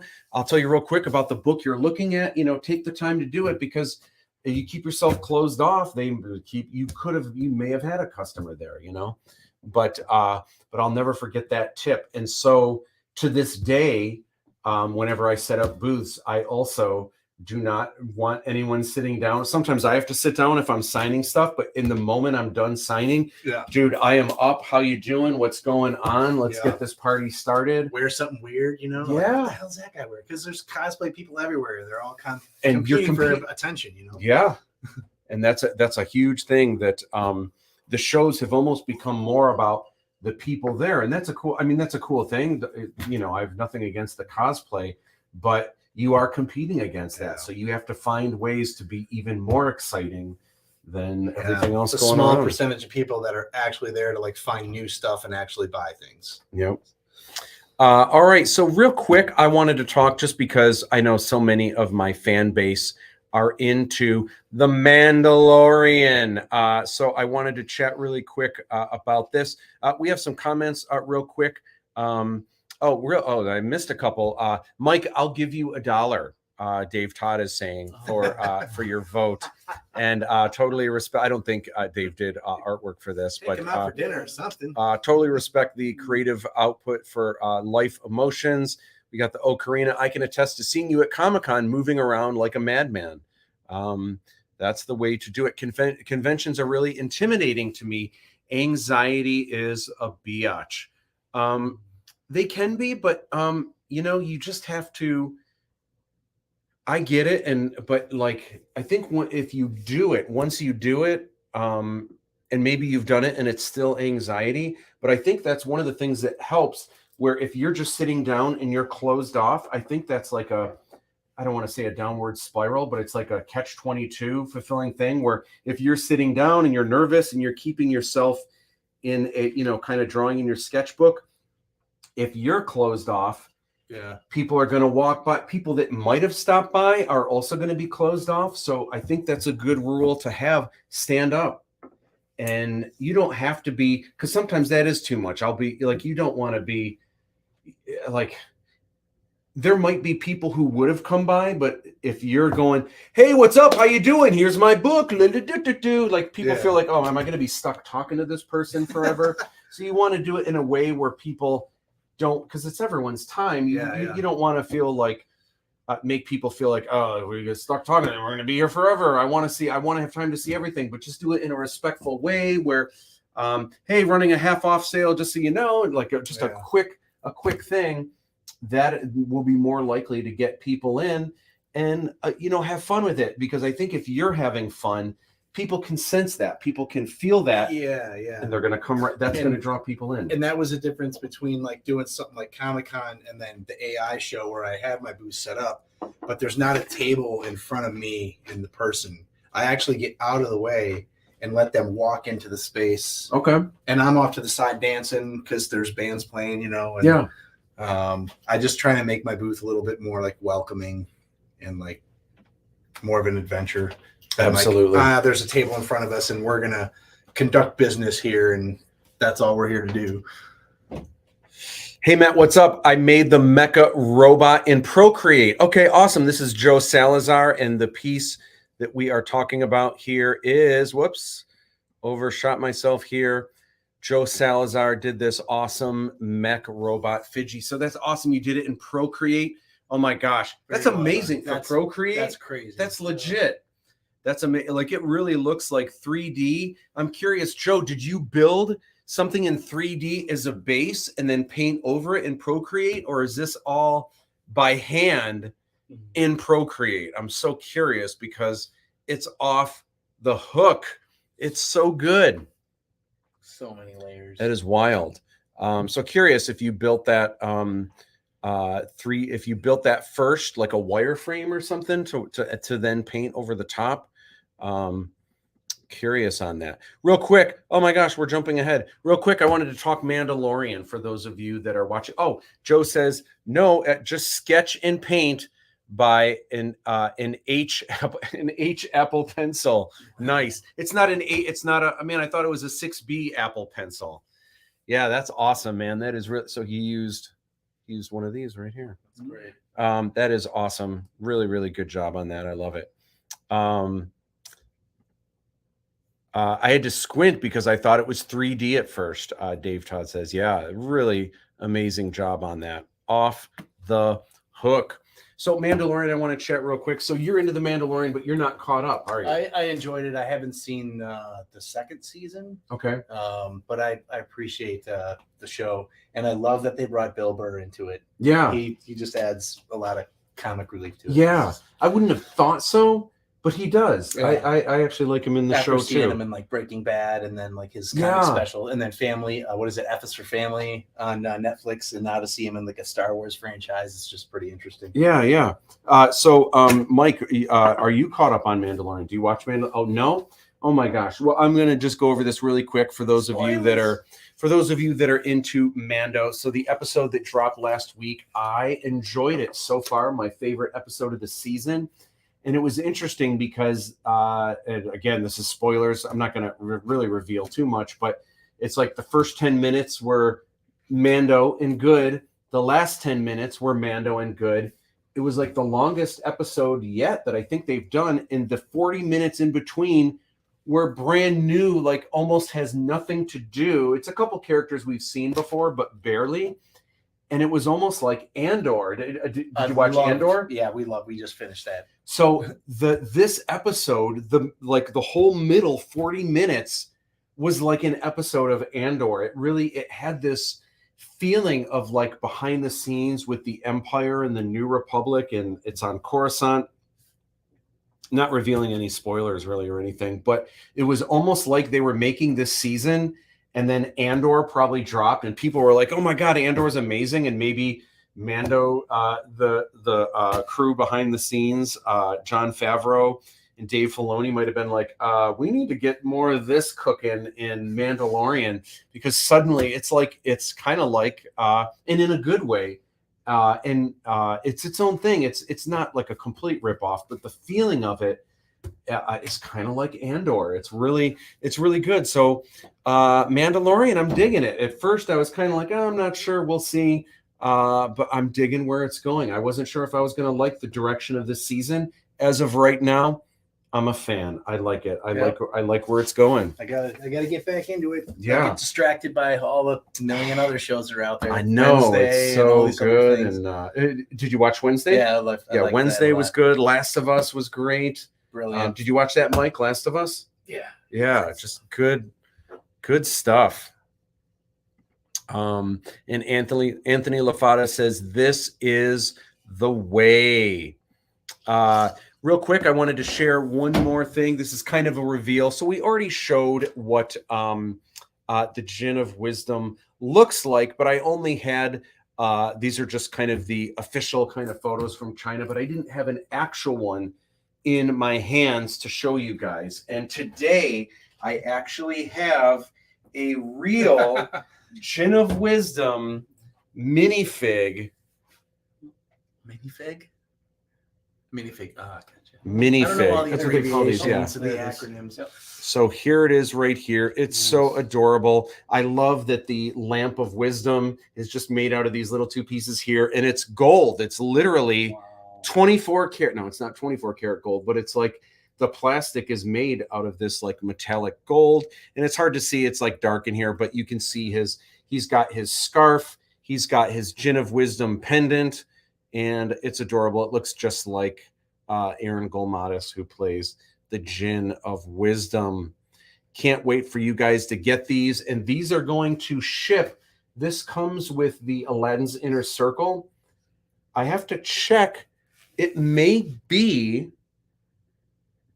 even though it's Aladdin's Inner Circle, you might be getting these in the spring. If in your first swag box, I'll have to check and see. Some of the items from Aladdin's Inner Circle are distributed amongst the 4 swag boxes, and I forget if this comes earlier or if this comes later. It might come earlier. I'll have to double check on that. But there it is, the real life Gin of Wisdom minifig. All right, so Marcus, I wanted to take it back to you, and I wanted to first of all, do you have any? And you can write them down if you want to write them down. I should have had a Sharpie or something here. Do you have any? Where can people find your work? Where can they find your music? Where can they find if they want to follow you? Do you have socials that you frequent? How can people find your work? Yeah, I'm on Facebook as Marcus Works. That's the art page. There's a Chaw page. There's a Lucy's Brown Seville page. So that's Marcus Works. Yeah, LWORX. Nice. I like that. Yep, I'm on Instagram as Sucramantra. Let me write that one down for you. It's actually my name backwards here.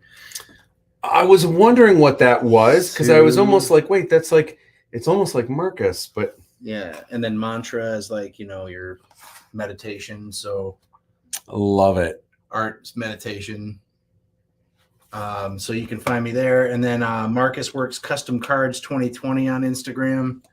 It's where I kind of have custom cards that I make for people. It started out with like birthday cards for friends of mine that I worked with at Theater Bazaar, and I would like look through their pictures and wrap up their experiences in the cards. And then that for a hot minute became like a little small business I was doing. Yeah. Yeah, you can find those things. Music. I have a band camp under Marcus Concernicous, I believe. And I only have 2 songs up there. There's a song I did when I was on the Motown Mojo Live podcast with Dominic Riggio, who wrote the Arcane series. And I did his Recluse book. So when we had guests on the show, our 200th episode was T Money Green, who plays bass. He's a Detroit-based player who played on all the Death Row Records, Tupac and Snoop Dogg, Dr. Dre. He played bass on all that. And so he has a hyped up live sessions at Russell, and we had him on a show along with Darren McCarty. And so part of the thing that we do on the show is like an improv bit where we give them the interviews, and I'm writing notes down based on their stories, and I turn those into improv songs on the second half of the show. All right. And T Money was talking about this weed that Snoop Dogg gave him called the Reject Weed. And it was just this fun little thing that we did on the spot. And I decided to take it a little bit further. And over a year, I made a bunch of demos, and I was sending them back and forth, and they seemed to like them enough. And he pointed me to the right studio, and I went in there and recorded it and brought in T Money Green and Darren McCarty. And we put them in a sound booth, and we let them just like banter through the whole song, a few takes of them just talking nonsense. And I got to edit that into a conversation about aliens, and that's laced through the song. So you'll find that on my Bandcamp. That's awesome. The other one is Heartbeat. We should say Darren McCarty is the Red Wings. Yeah, famous Red Wings. Famous for kicking people's butts and all the fights and everything. And super cool guy though, super chill, and I love Darren. Yeah, he's great. And you can actually go to the episode 200 and you can watch it live. And we did a live. He told his Lemieux fight story, so we put music to that. Oh my gosh, that was fun. They're great guys, and I look forward to making the next Weed song with them. Just writing a lot of stuff right now, but that's a fun experience. So this here is this a CD cover? Yeah, that was to the Lucy's Brown Seville, out some of the album art that I was coming up with. Okay. It's kind of a lovely lady with a afro and hoop earrings. That was, for me, it kind of summed up like the heart and soul of Motown, which I was always inspired by. And when we started Lucy's Brown Seville from a former band, my drummer's like, let's like really focus on like this funk and soul thing. Yeah. And we had a variety of different lovely lady singers with us over the years that really brought all that together. And I wanted art to reflect how much I love and respect the the lady voices that made Motown what it is. Yeah. I'm also a really big, I'm not, I don't know that I'm into like modern day hip hop or R&B that much, but dude, Motown is where it's at. Man. Like, man, I wish there was still music like that. You know, it's gotta- like, it's you gotta so, look. it's so good. There's a lot of it in Detroit still. Yeah. A lot of people still doing it. Yeah. You know, and speaking of which, I know you're also playing on some of Andy Baco's music. I've been That's hearing right. some of that Yeah. where you're playing keys on a bunch of that. Yeah, That's we're really on- cool. We're on song 7 of 11, and I became really good friends with Andy through going to school at Macomb, Yeah. and then we connected on a musical level. And he's like, he's got this project, and he brought me in on a couple songs, and he just keeping it going. Yeah. It's good exercise and collaboration for me. Yeah, I love Andy, and Andy's an incredible artist, an incredible guitar player, That and he obviously is. a writer. But then also, Andy actually played in Indian Guard a bunch throughout the 3 Aladdin 3477 films. And then, true story, he actually has some Eastern Indian in his heritage. Oh, right. A lot of people don't know that, which is cool. Tell me about this. So this is a project like you might have seen this as a Keep On Truckin', an R. Crumb illustration. Yeah. And so I just kind of, as a concept exercise, I retrofitted a whole bunch of them. I think I have them on my tablet here. I can pull up. And Satori Circus is that one right there. And if you don't know who Satori Circus is, go on Facebook right now, look up the documentary Being Satori Circus, written and directed by Mark Fennell, and it's in 23 music festivals right now. But it's all about his adventure of being Satori. And so I did a whole bunch of these, kind of zoom in on those. Mhm. And the first one I did was my tip of the hat to Theater Bazaar, and John Donovan is a brilliant artist. Check out his artwork as well.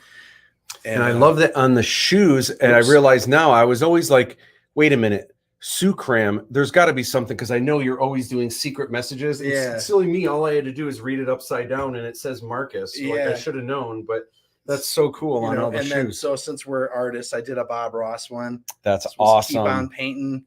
And then if you zoom in here, Oh, it's got the squirrel. the squirrel. It got his little gold chain. I love, the hairy chest. The fan brush. It's amazing. Sign the shoe. But yeah, it's like a fun little concept thing. And that was my tribute to Satori. Love And that. I've done a lot of performances with him over the years at Theater Bazaar and Tangent and other places, and just super fun dude. Super cool. All right, so people know where to find you. I need to know, what about advice? What advice would you give to those who are going into any kind of art, but just the artist lifestyle? Do you have any advice for those that are curious of choosing that pathway? Maybe they're nervous, but like, can I make a living doing this? Like, it's really what I want to do. Maybe their parents don't want them to do it, or maybe they've heard people say, oh, starving artist and everything else. Like, what advice do you have to people that are feeling it in their blood and they're on the brim of making this decision to choose this lifestyle? Don't hesitate. It's probably one of the most rewarding things you'll get for yourself, is just to make just the process of creating on your own terms and exploring that, letting your imagination off its leash, that sort of thing. You're going to gravitate to what you're passionate about and just never stop doing it. Every day is an adventure when you're, making art or music. That's really the best advice I can give. You can probably ask more professional folks about the ins and outs of the business, obviously. But I think if you're on the verge of wanting to do it and you're not sure, just try it. Just do it, just to see what happens, to see if it's something that you actually like doing it in the moment, because that's all you have. Like, if you love doing it, do it every day, you make that moment last forever. And then now you're always creating things, and you always have this open mind to receive inspiration That's another thing. You have to be able to open yourself up for inspiration. Understand that, in 2023, we're all standing on the shoulders of giants, and you're going to learn a thing or two if you allow yourself to do it, and it'll only make you a better artist and person in the process. So I try and work with that. That's awesome. And I think one of the things that that really inspires me about your work and just you as a person, it's something that I feel like as I evolve as an artist, I'm continually learning. I'm continually evolving. Forever a student. Yeah. Forever a student. And one of the things that honestly I've learned in the past couple years, which I feel like you are way ahead of the game than I am, and that is just living my entire life, not just my artistic life and not just the life that people see, or the life that, like, you set up a show, you're in complete control of how you set up your booth, how you're perceived and everything. That aside, just living the life of an artist in 0 F's given. Yeah. Like the fact that you would be, that you would wear this to the grocery store. I'd be honest. I want to. I don't know if I can do that yet. I don't know if I can do the Chewbacca bathrobe and just walk in and just be like, what up? And just down the cereal aisle and throw in my, and like, I'm not quite, I want to be. Yeah. I'm almost there. And I'm obviously more artsy than your average Joe or Jill that walks down the street. But like, I want to get to a place, and I feel like the older I get, the more I am 0 F's given. But, I want to be at the place. It's what I'm learning in my most recent years. You only have one life. And even though I'm a lot older, I have so much of my life left. And you know what? I want to be the true artist. Yeah. I want to go even more back to when I was a kid. And, gosh, I remember as a kid going on family vacations, and somehow I scored a giant book of like the temporary tattoos. And there's photos of me on this kid and I've got them everywhere. Yeah. And I remember, like, I was a kid though, so I thought I was cool. I think it was last week you showed a picture when you were a kid and you were like scribbling on the walls. Okay. That was definitely me. Yeah. I was getting yelled at for that. Sure. But and now I do it on the walls. I mean, that's the thing, that's the that one right there is that tangent. If you go by the ladies' restroom, it's like on the big 15 by 20 foot wall. You can kind of see on the right side, it's a little cut off. Satori is down there in the corner, and then there's a whole bunch of stuff climbing up into the top, and it becomes like dancing turtles. But yeah, that was the best photo I could get at the time. That's wild. That is so cool. All right. So next week on the live stream lounge, we are going to be back again, and we are going to be as usual, 9 p.m. EST. Some things happening this week. I'm going to try to get Backer Kit out. I'm a little bit behind on the Backer Kit Kickstarter. It took way more time than I thought it was going to take. So bear with me. And then now I have to wait for the Kickstarter funds to come through before I can even submit the Backer Kit. And then they need a day or two for it to come out. So hopefully by the end of the week, that will be together. And then you guys will be able to do your surveys. You'll be able to choose which shirt you want to get, what size you want to get. You'll be able to add more if you want to. So that's all coming soon. Bear with me. It's kind of out of my hands right now. It's a waiting game. But on Tuesday, I'm dropping a new video, and that is going to be, it's going to be how to do a 2-color illustration, monotone illustration with 2 colors. And it's going to be how to illustrate a robot. And I'm illustrating Kiki Mach 1, who is one of the robots you are going to see in the first Aladdin 3477 film. That drops on Tuesday. And lots of other stuff. I'm going to be dropping some new, in anticipation for the new official collector's edition book. I'm going to be dropping some new pages of what that looks like. And new minifigs are on the way where I'll be able to show you the actual minifig. So can't wait to show you guys some more of those. Lots of cool stuff on the horizon. Thank you. Oh, we got a couple comments real quick. The only thing I'm not too keen on is must be Mandalorian is on them planting the Rise of the Resistance theme in the episode. Gosh, I don't know if I even picked up on that. Wish they would deviate from the sequels. I do too, but I think they're trying to find a way just to make everything kind of mesh for future generations that watch everything in order, and they want to keep it all the same. I also maybe kind of wish it was its own thing, but Peapod. Yeah, I don't know. I should do the comments quicker so that like we know what they're all. Great stuff, dudes. Awesome. Thank you, Dave Todd. And Fruit Loop says, thanks for the stream. Thank you for joining us. Thank you so much. Peapod is the squirrel. There you go. Peapod, yeah. So thank you guys. I should have results for the Fidgy Draw This in Your Own Style soon. So thank you guys so much. Thank you, Mike, for filming this. Thank you. And I appreciate it, everyone. You guys are amazing. Tune in next week, and we will see you guys then.